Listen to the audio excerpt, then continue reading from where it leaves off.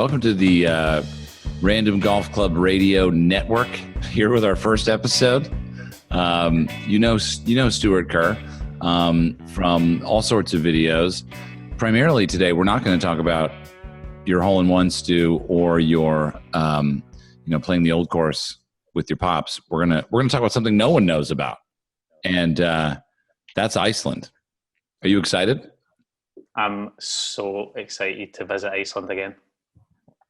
Mentally or physically? Or both? Well, both. I'm in California. It's one of the hottest days of the year. Stuart, you're in Adelaide. It's the winter there. So what's the temperature there? Today's terrible. I couldn't believe when I got on the phone and you were telling me how hot it was in Los Angeles. It's probably about 16 degrees Celsius outside by the look out my window. So that's like 50 degrees Fahrenheit. That's pretty chilly, right? It's not warm. It's not warm for Australia. They didn't tell me this on the immigration brochure. I'll tell you that, Erik. Thought Australia was sunshine all year round. So Iceland, basically, to set the stage, we're just going to all be jumping around here. This is a podcast. There's also a video of this podcast available on our website, randomgolfclub.com, where you can also look at really the reason why we're even doing this podcast is because for some reason, Stuart and I and Colt and David all went to Iceland. The reason is adventures in golf. But for some reason, we had other cameras with us that we never brought with us, and we made a series of videos that we've never made. And we brought them back, and we gave these little memory cards to Thomas. And all of a sudden, Thomas made like cinema magic. And remember, Stuart, watching the first edit of these? Well, really, they were the first vlogs we ever made. Do you remember that? I think the thing with it being the first kind of proper vlogs that you made, Erik, was where I couldn't think of any trip that we've been on prior that would have been more fitting for the first vlog series than Iceland. You know, it's kind of meant to be. Colt joining us on that trip and shooting a bunch of kind of behind the scenes stuff just to see what would come of it. And you're right, what came of it was pure magic. Yeah, I mean, the origin was really interesting because like Colt had started off, I hired him to act in a Vice commercial for me. And then we played golf. And then I put up on Instagram, I said, I need an editor. Colt hit me up and he's like, I can edit. I'll be there right now, like midnight or something, So we started editing the GOAT video, the GOAT caddy video for Seamus Golf, which you may or may not have seen on Jimmy Kimmel. And then Colt was like always telling me like, oh, you should get into vlogs. You should make vlogs. Here's Casey Neistat. Here's all these other vloggers. And I was like, nah, man, I'm good. Like, I'm a filmmaker, dude. Don't try to I know what I'm doing. And, I think if there's anything, I hope if there's anything that people would say about me, it's that I'm quick to change my mind, which, I mean, I hope that, you know what I mean? Like, I want to always sort of hear everything. And Colt had a pretty good idea to make these vlogs. And so, at the last second, right, Stu, he wasn't even going to come. And at the last second, we were like, you know what? Just roll with us. Remember? Yeah. Well, I think it was, he had said, oh, you got to check this while you're in Iceland. And he had done a bunch of research prior to. So we were obviously going there to shoot AIG. We had a pretty clear set idea of why we were going there and where we were going. And then Colt just presented all these ideas of check this. And you were like, just come. Yeah, I was like, I think I had said something like, hey, Colt, spend a day on the things that we should check out while we're in Iceland. And the list that he came up with of things to check out was so good and so intense that I was like, you know what? Just get on a plane and bring that list with you, big guy, because we need you to interpret that list now. We had like 7 or 8 days in Iceland, which is totally unusual.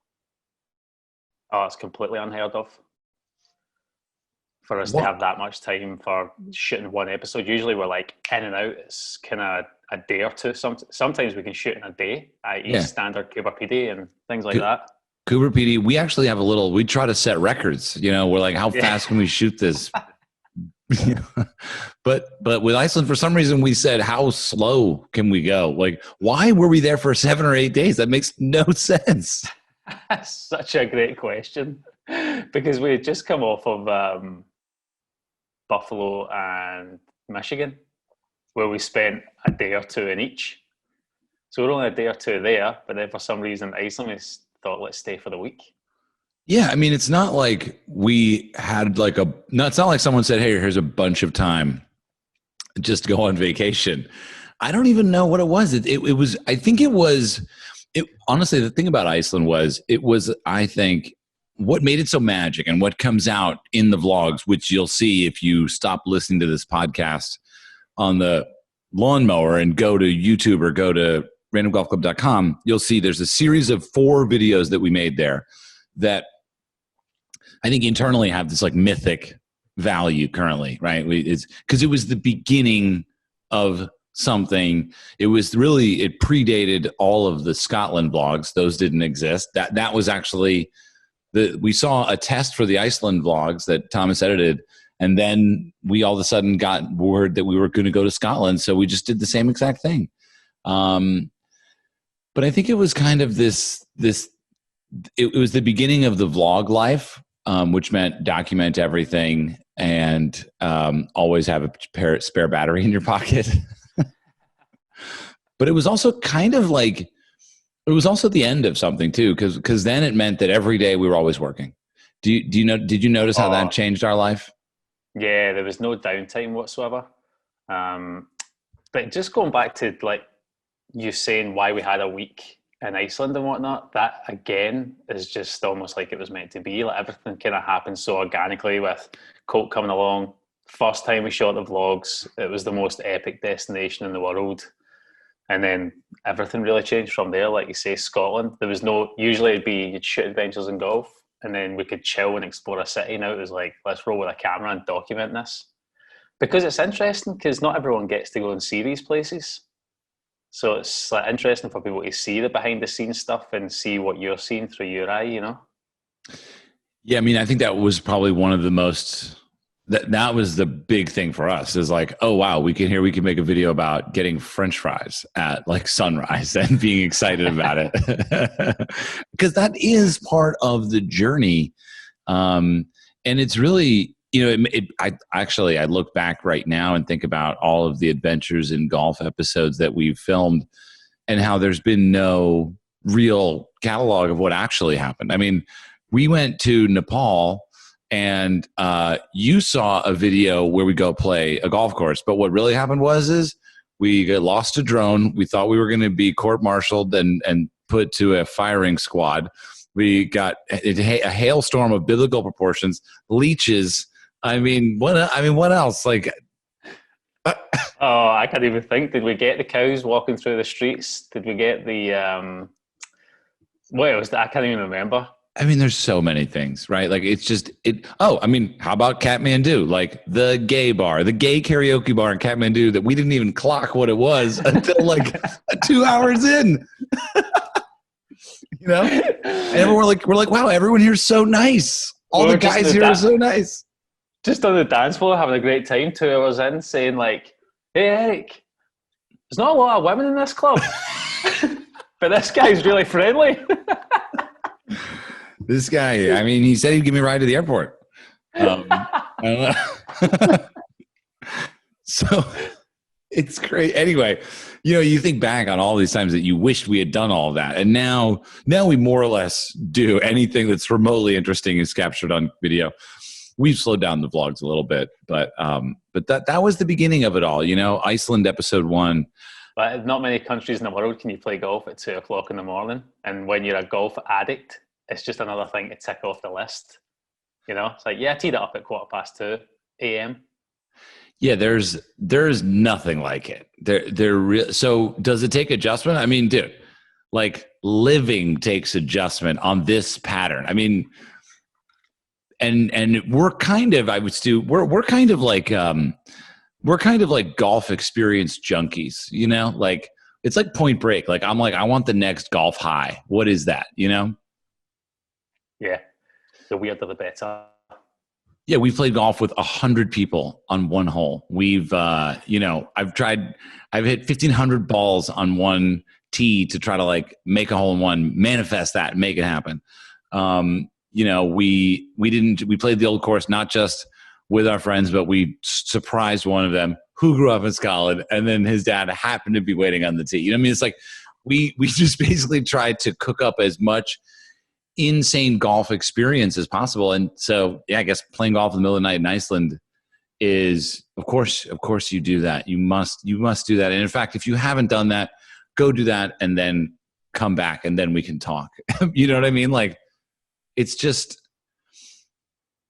really, I don't know about you, Stu, but did you feel like, as you look back on it now, or even then, it's like, I felt like that scene in the movie where you're just really close to being as alive as you've ever been in your life? That's a great way to put it. That 2 a.m. tea time leading up to that is probably the most tired I've ever felt in my entire life. And you kind of get a glimpse of it in the video, that all I wanted to do was sleep. But I think it was like 1 o'clock in the morning, and we're standing on the balcony of our Airbnb, and the sun has set, but it's not dark, and it's coming back up again in an hour. And we could be golfing right now. We could just go and play golf. It's 2 o'clock in the morning. And it's right. It's like a sense of feeling alive. It almost felt naughty. It felt like you were a school kid again, kind of like breaking into an abandoned building. It was like, oh, let's do it. It was a rush and a thrill that you can't replicate too often in your life. So you just have to take the chance and go for it. Yeah, I mean, to be fair, we were not allowed to go play golf at that hour. We did. I think we trespassed. I think we jumped a fence. Well, the abandoned building was the golf course, to be honest. To be fair, we did look for an honesty box. We did look for some kind of sign of life. There was nothing there. No. I mean, yeah. It's not bad, even if it was wrong. I don't care. I'm not so much about that. But you're right. Yeah, the feeling of like, who does this? Especially, I mean, to set the stage a little bit, Stuart and I and David were coming from, we shot 2 episodes of Adventures in Golf already in 2 different locations, which is already pretty exhausting. We were in Charlevoix, Michigan, and we shot the Belvedere, the Hickory Golf episode. And then we had to take a couple planes and went to Buffalo, New York, upstate New York, and played with Dick the Destroyer, which was park golf on his farm in the middle of upstate New York. And then we caught probably one of the bumpier red eyes I've ever had from Boston to Reykjavik. And I mean, we were coming into Iceland not hot. We were coming in pretty cold, pretty iced out. Right, Stu? Oh, that just that's kind of set the tone for the week, don't you think? We had no sleep leading up to that week, and then we had no sleep when we left. I don't know if anyone listening has ever been to a country where you have 24 hours of daylight. It is the most jarring thing that I've ever experienced. We done that, and then we done Lofoten, and we said, never again. I'm not coming to a country with 24 hours of daylight, because if you are a bit of a adventure junkie and adrenaline junkie, it's impossible to sleep because you could always be doing something. You're kind of driving somewhere and you lose all track of time. You're like, oh yeah, we'll get dinner when we get there, and it's 1 o'clock in the morning, and of course no restaurants are open. Yeah, I'm like, why are you closed? It's like beautiful outside. But definitely getting to Iceland, and that was the first time I'd experienced 24 hours of daylight, and it is impossible to sleep because it's such a novelty. Going back, we said, why would you be sleeping when you could be golfing? Yeah, what must be wrong with your way of thinking if it's light out and you're asleep? Like, that's, how lazy are you? You know what I mean? But then we went to Norway. This was our second time. This was, I think, exactly a year later. We were there on the longest day of the year, and it was, I mean, we were terrified. It was as though Like we were afraid of the midnight sun. I remember I brought an eye patch earplugs. I was like, I can't do it again. I can't. I lose myself in that midnight sun, man. It's like a don't get too close to the fire, man. Yeah. The only good thing is if you're jet lagged, there's always something to do. Mm-hmm. Yeah, you can find anything. Yeah, so we landed and we all met up at Reykjavik Airport. It was frigid. Like it was probably low 50s. It was cold, yeah. And it was the middle of summer too. Yeah. And it was gray as can be. Like it was one of the grayest situations I've ever been in. Yeah. It was so gray. It was so gray.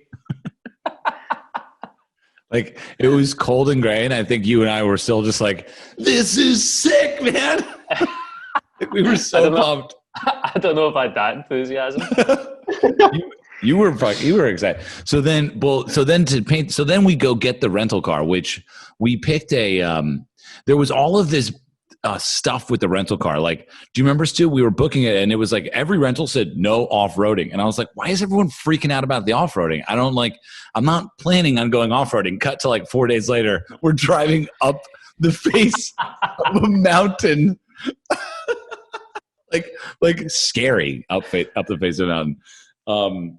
But like, so whatever, we rented the car and I had no idea, like, before you go somewhere the first time, it's like it's the best time in between going and arriving for the first time. It's, I don't know, man. Don't you think, Stu? It's like, it's so exciting to be first looks at something that you've read about, kind of. Here you are, you're never going to see it again for the first time, right? Yeah. You and I are really similar in that we love when you get to a place just exploring. It's like there's no, like, going and chilling on a holidays kind of cool, but I like to go to a place and then just go explore. And you're right, because you see more things for the first time every time. And Iceland was exactly that. Talking about that landing, when you fly over and you see golf courses, every single golfer does it. You go, oh, there's a golf course. When you're driving the road and you're like, there's a golf course, you're always going, looking to one side and back to see what the hole looks like. And that was exactly what Iceland was like. There seemed to be a golf course every road. And again, so you're landing and getting to your destination. All this is a brand new experience. You had no idea there was a golf course between the airport and your Airbnb?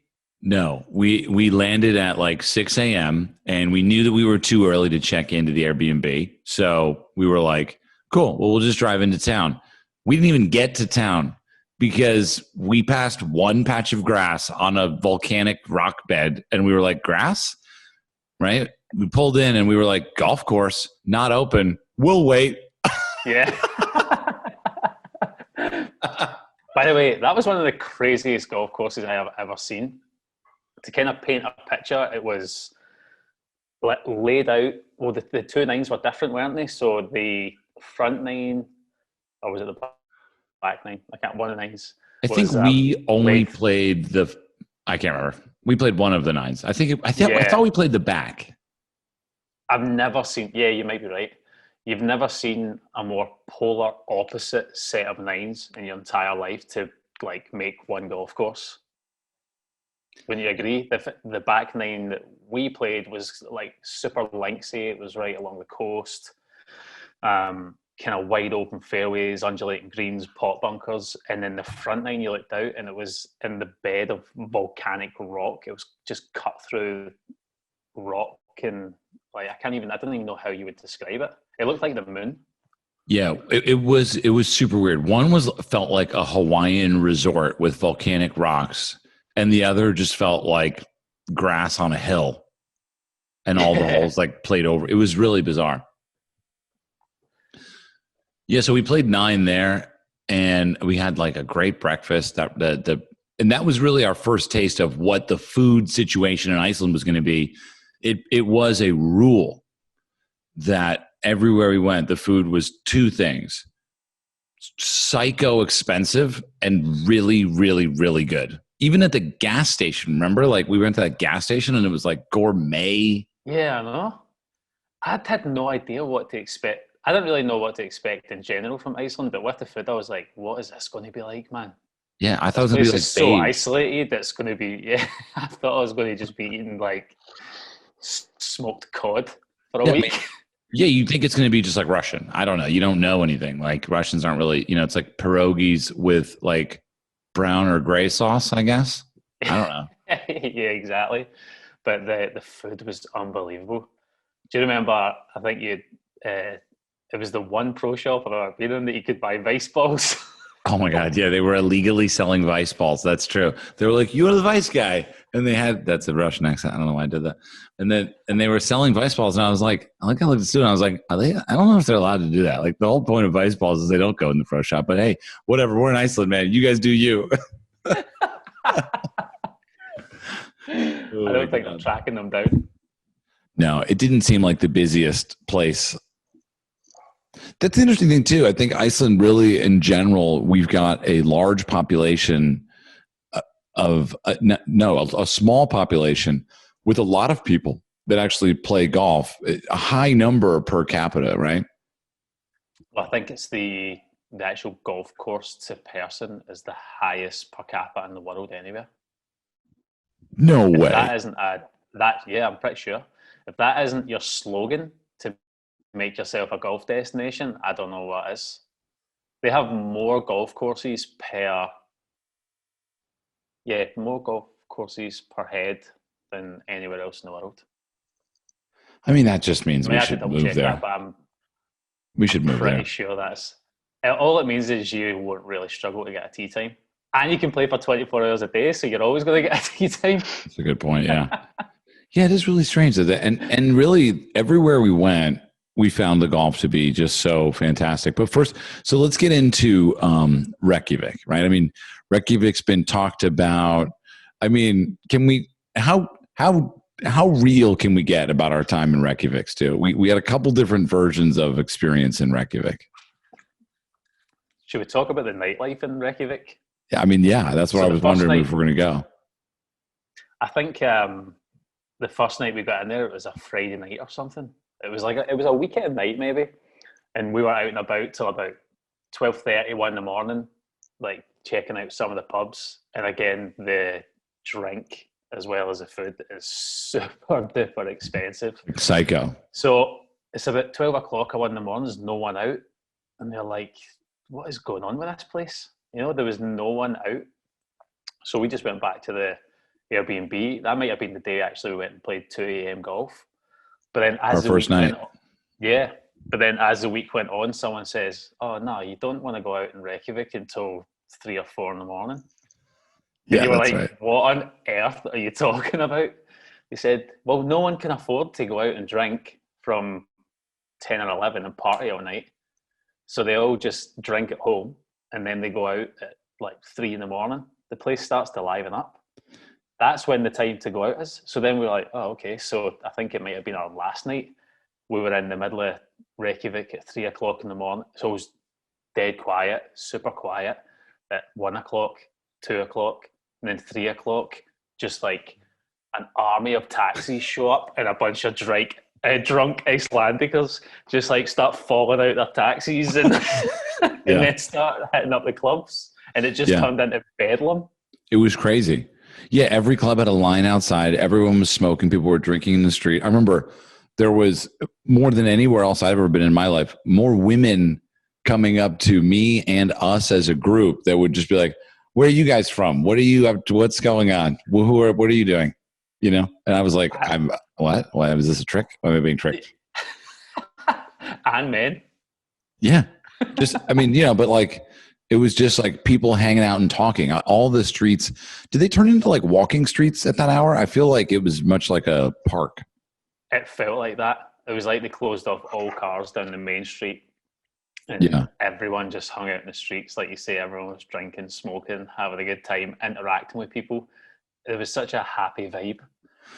It really was. And I think, Reykjavik is, I don't know how many people live in Reykjavik. Not that many.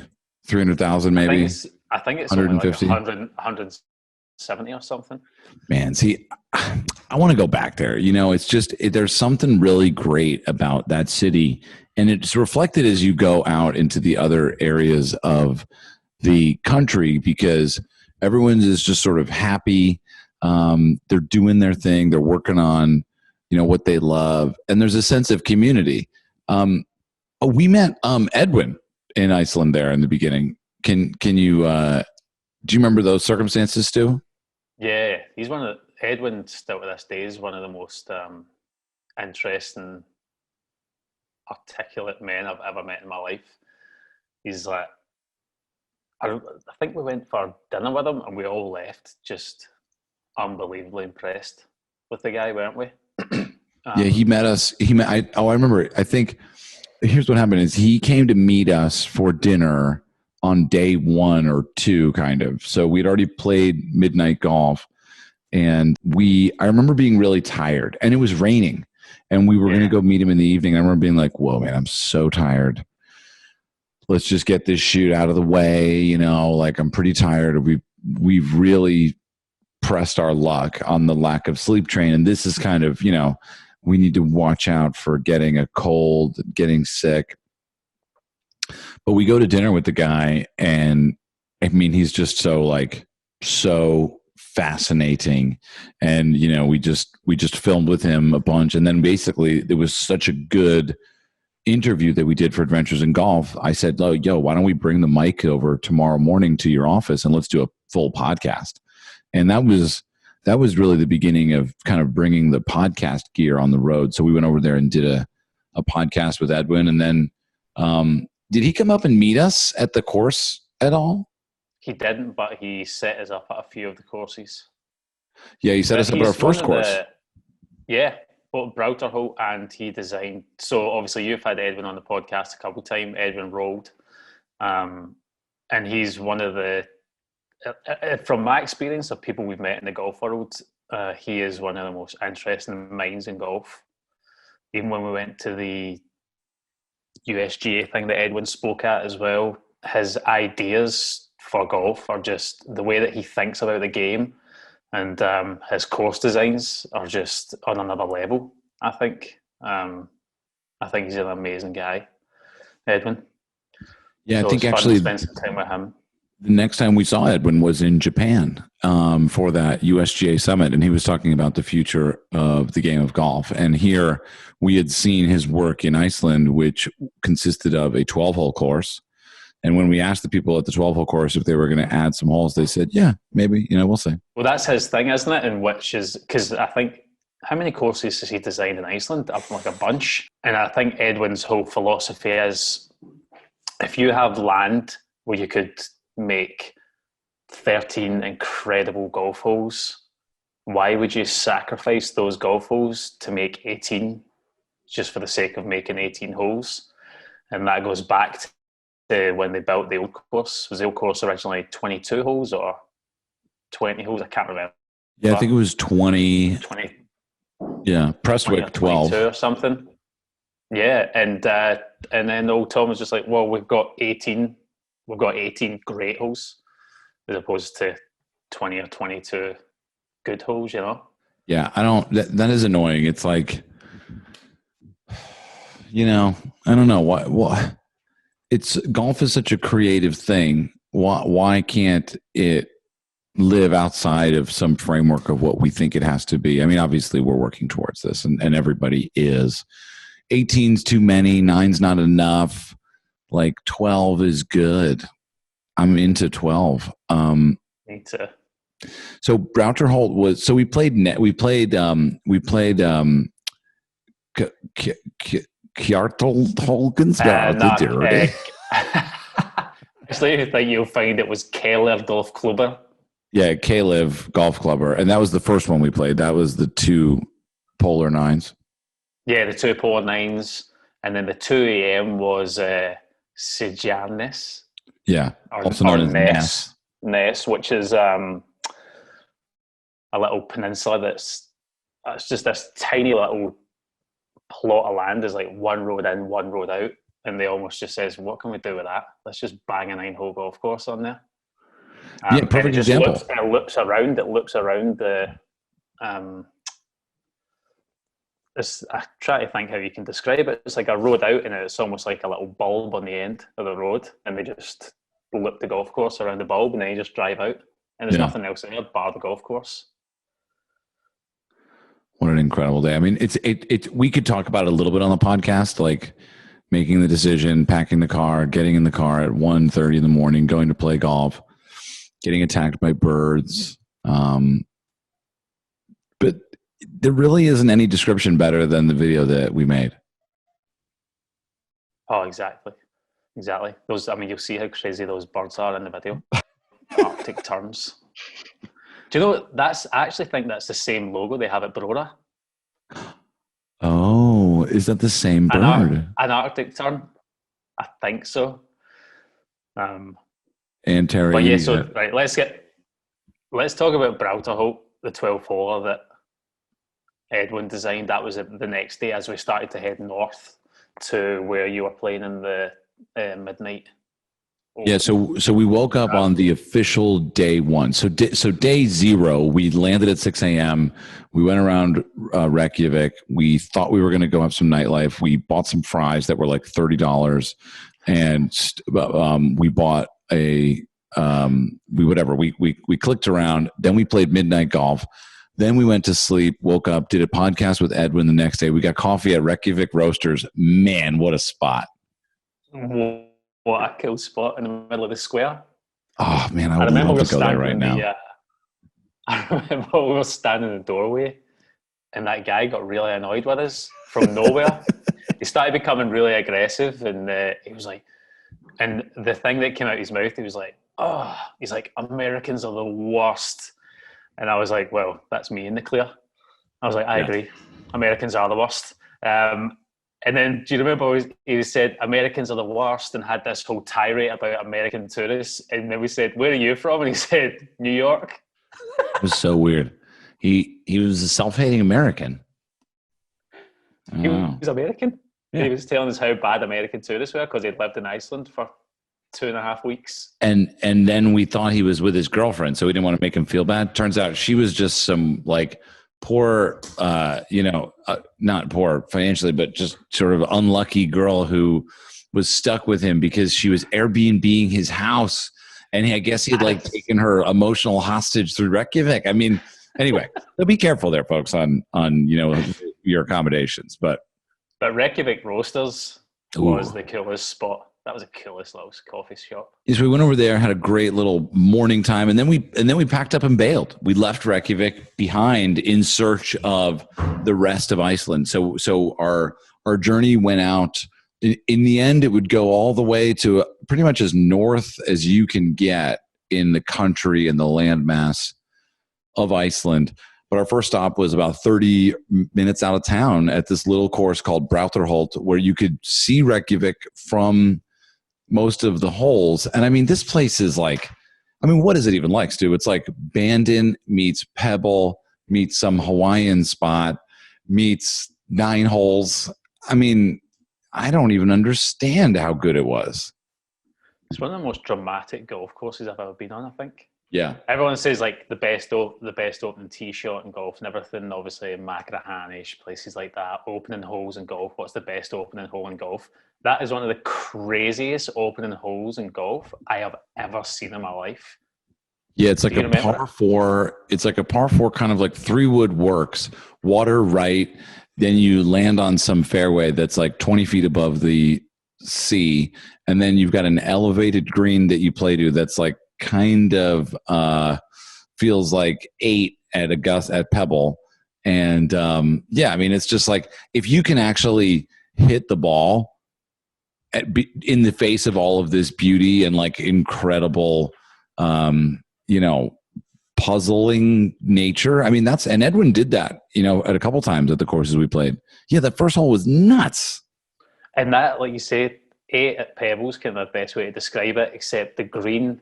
So your second shot, 8 at Pebble, when you're heading up, that was the elevation change. But the green was on a cliff edge. Yes. And it was like and it was built almost into the rock behind. The left-hand side of the green was all the rock face. Yes. And then the end, you would fall into the ocean. Oh, and do you remember where the second tee was? The second tee? The Oh, second tee. it was miles from there. Like, you mean the second hole tee box? Yeah, the second tee box was like a 12-minute walk from the first green. It was intense. Yeah, I mean, and it was like straight uphill. And then you got to the second tee and you looked back and you were like,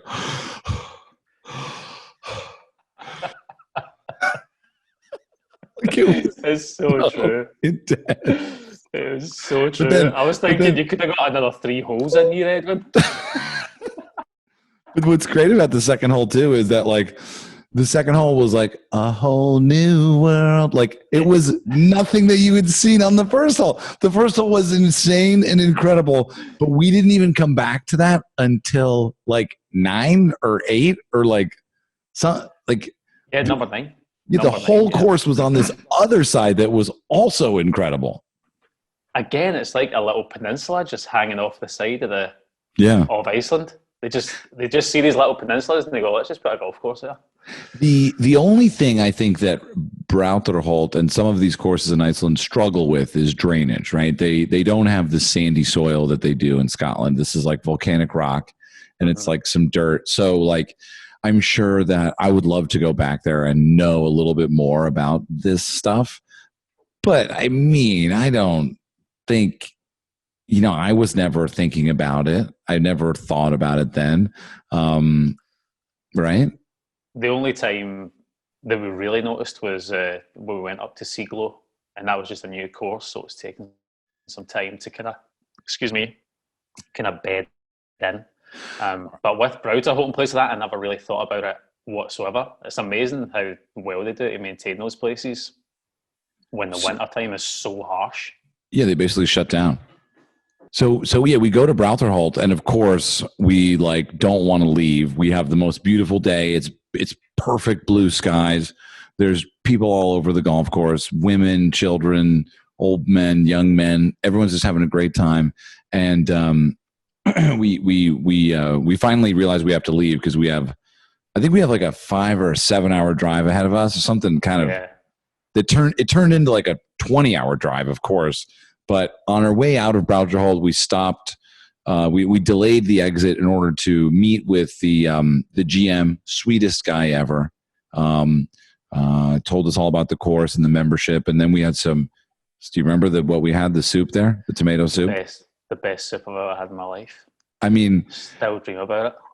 To be fair, Stuart does need to tell you a joke right now with Richard Pryor about. Or no, it's Eddie Murphy. When you stopping? Nah, it wasn't like that. It was good. Somebody throws you a cracker. That's the best cracker I had in my life. This soup though, I think it was one of those moments again. We had a very, very similar experience in Nepal with the coffee. And it was more about the setting, but the soup. So basically they have a chef that come in. They have no kitchen. They have a chef that brings in a pot of soup every single day and a few loaves of crusty bread for all the members to enjoy.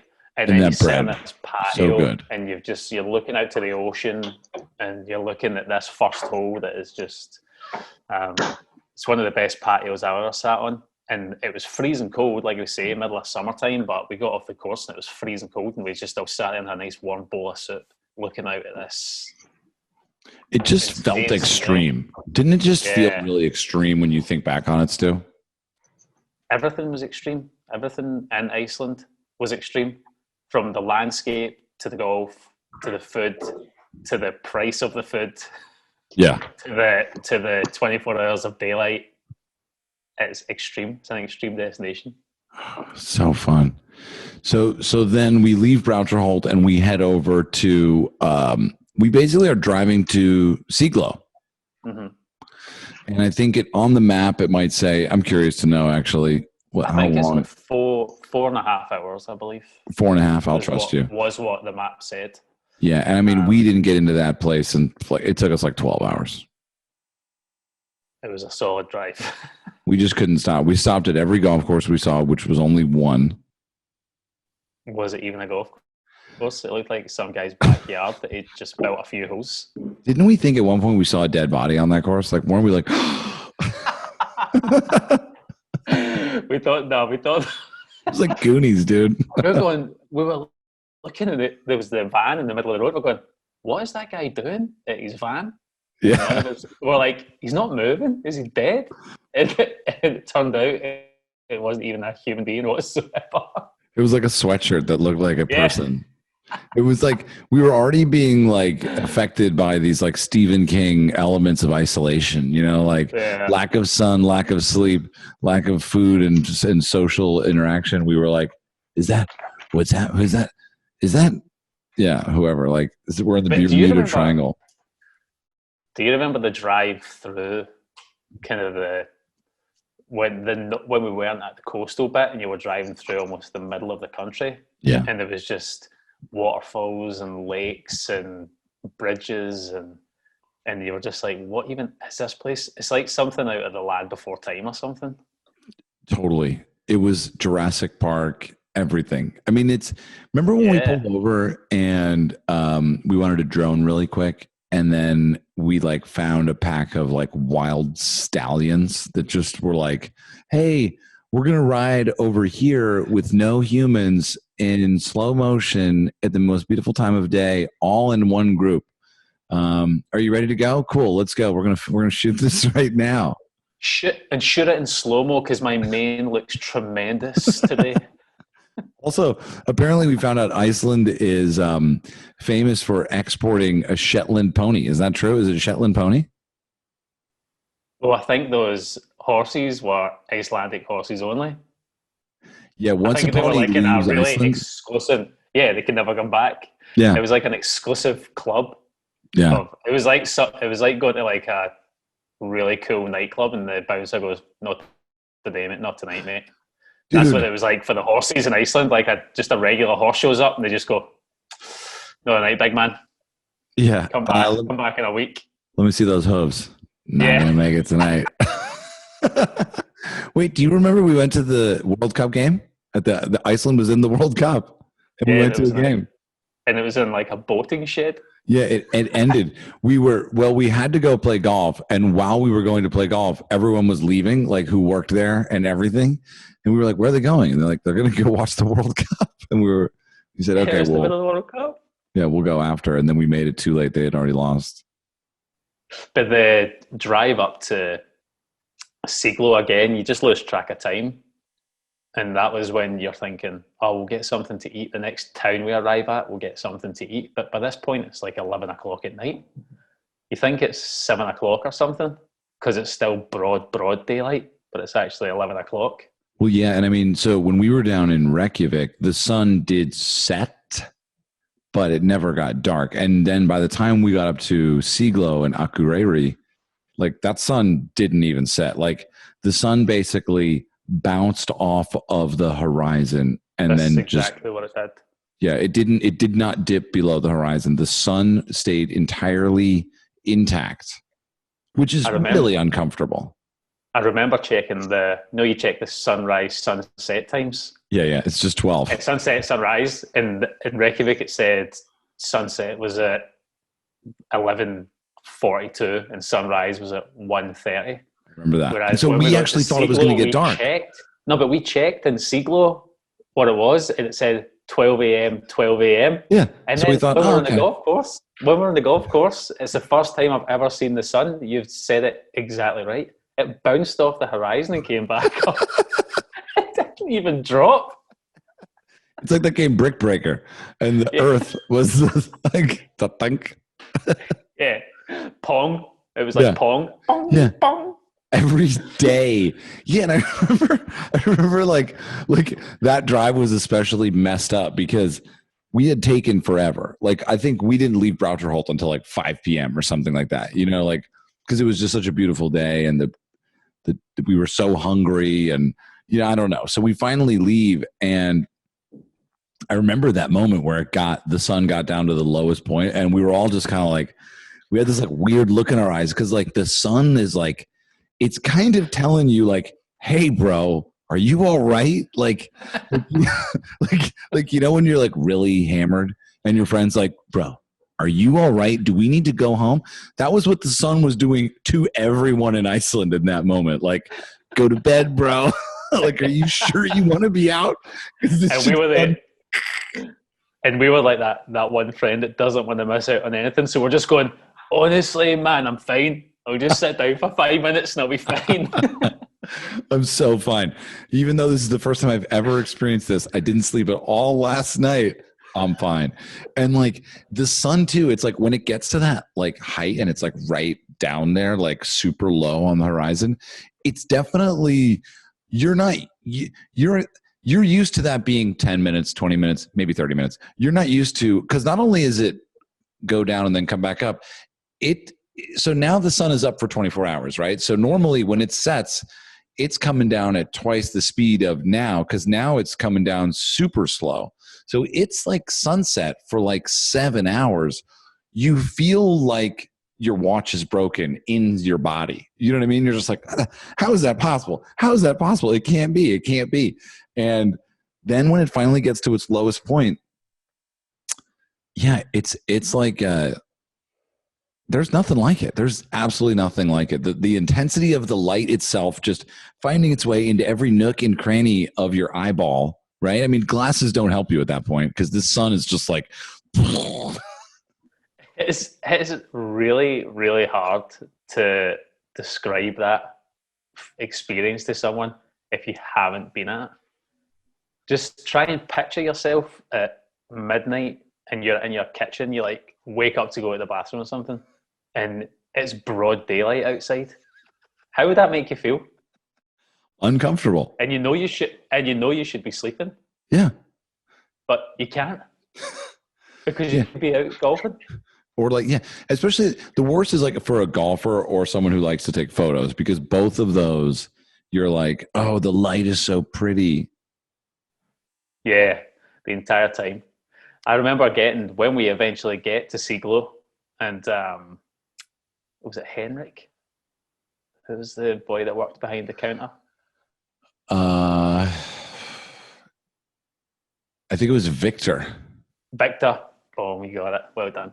Thank you. Victor, that's what it was. And I remember after he had somehow, I think he went into the kitchen and turned the fryers on to put some fries on for us. Yeah. And then we were all going to go to bed. And he said, there's a golf course 2 minutes away. And we were like... Yeah, he said, are you going to play golf right now? And we were like... He said, I can phone someone to come and host you. Yeah, and we were like, who? And he phoned, I want to say Johan. Yeah, that was his name. Yeah, Johan came out and he drove us. Literally was his job when he was there was to entertain guests of the hotel. He was an on-call golfer. Yeah. And what's really cool is we played golf with him. He brought a coffee, and we went over the river and we went through the woods. And I made that joke, and then I said, "Johan, you don't live with your grandmother by any chance, do you?" And he said, "I do." And then I thought, "Wow, that's too much." Over the river, through the woods, to your mother's house we go. I mean, that was just too. I couldn't. That was like, okay, now this is not real. That is just one too many things. Oh, honestly. Yeah, we got to the hotel at Siglo. I mean, paint the hotel photos, dude. This place is. There's a lot of great hotels in the world. I've seen some of them. This one is not one of them, but I'll take it 9 times out of 10. Oh, without doubt. The outdoor hot tub is at the entrance, so it just teases you. Before you've even dropped your bags off, you want to be in that hot tub. And it's not. It is hot. It's hot and freezing cold outside. So you get, and then the back end of the hotel is on it's almost on the pier, isn't it? Yeah. And then you're right in the marina where the boats are going out, all the fishermen are going out. They're leaving at 4 o'clock in the morning. You're sitting there having a coffee, whatever, and you're just watching all these fishermen leave the docks. And you're surrounded by mountains. It's just the whole thing just doesn't feel real. Yeah. Yeah, and remember, this is not like a hot tub like in Cabo or like America. This is basically like a slate box cut into the like entrance of the hotel with just like a hot spring, like just hot ass water, no bubbles. And like Stuart said, you're like kind of in this marina of like beautiful boats, snow-capped mountains. Again, sun, orange sun, like finding its way in under your eyelids, and you're just like, what has happened to the man that I referred to as Erik when I entered this country 2 days ago? It's so interesting. It's so interesting. And that, again, that was, you know, Iceland had, I think one of the reasons why Iceland was so special for us is because it had a high concentration of those moments that we talked about in the beginning, like of just feeling extraordinarily close to maybe being the most alive you've ever been. It's a great way to put it. It's a great way to put it. I don't think I've ever spent a week in a place that's affected me as much as Iceland. Maybe Nepal for different reasons, but I was so bummed that we had to leave when it was just, but also like my body was so relieved, I'm sure.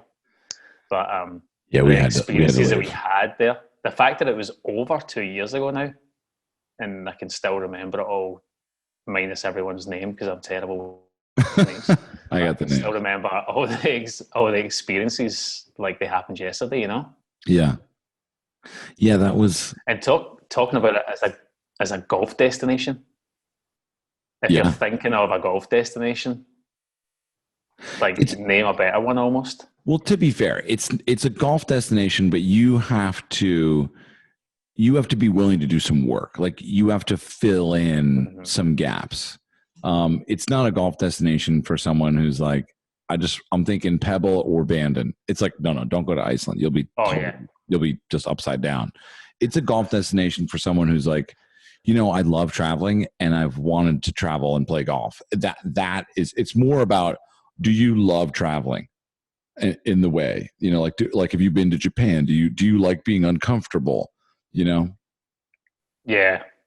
Yeah, it's new. It's definitely new experiences. You're right. It's not a Bandon or even a Scotland to an extent. It's if you want to experience a completely different culture that you've never really experienced before in your life, and you also love golf, yeah, then that would definitely be almost top of your list, I think. Well, I tell you what, I think we've done pretty good encapsulating the first two entries into this. So day one and day two. Why don't we reconvene, Stu, like in a week, and we'll do the Adventures in Golf episode, off-roading with the Tahoe, and I forgot about that. Yeah, and then we have we have actually the playing of Seaglow is enough of a story, and then we can do the shooting of the Adventures in Golf, and we can just shoot another one of these, and then that'll be good because we've been going for like an hour, so we don't want to crazy. You know what you can do, folks, if you're watching this and you have some questions for our follow-up, just post them down. If you go to YouTube, this will be a video on YouTube. Post some comments down below. We will respond to those. Any questions there. You can also post a comment on the article itself on randomgolfclub.com. And we'll just make this into a conversation. So Stu and I will be back, and we'll finish up the story of shooting the Adventures in Golf, the behind the scenes there, and playing a little more golf in Iceland, and our wild last night, which we kind of got into detail. I feel like we could remember a little more, but thanks, Stuart, for joining me. And I'm just so excited to share this, the Iceland vlog. So if you're listening to this, make sure you head over to the website's the best place to check out the videos these days. So check it out. We're really proud of it, obviously, and it's almost a time capsule now. So thanks, everybody, and we'll see you soon.